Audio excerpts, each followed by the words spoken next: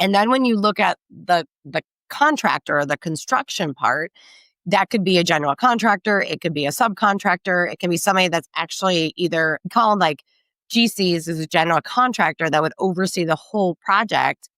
And sometimes they self-perform and sometimes they don't. Sometimes they're a paper contractor.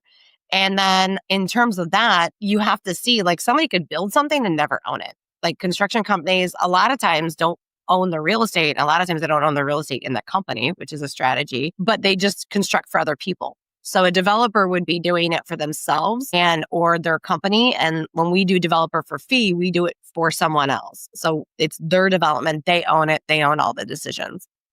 Got it. Interesting. Okay. So you've mentioned multiple times, you said 7 stages of development. Why don't you break that down? It doesn't have to be super in-depth, but just take us through the 7 stages in your mind. How does development kind of play out?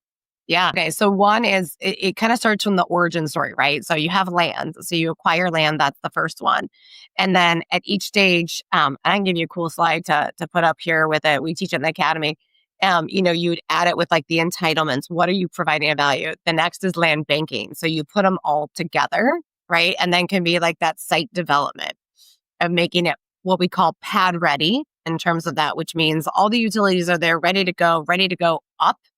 And then you have building development, which a lot of people think of development. And really that's the biggest one because you can see Construction, it, right? And so that's where people relate to it. The other one would be the building operations and management, right? So you're enhancing how it performs. And then you may repurpose it would be the sixth one. So maybe you take hot right now is taking office buildings that are blight and vacant, turning them into multifamily or turning them into a different use, taking the old Kmarts and turning them into self-storage, right? Yeah. And I would call that repositioning. So that you would just call it a repositioning stage of development.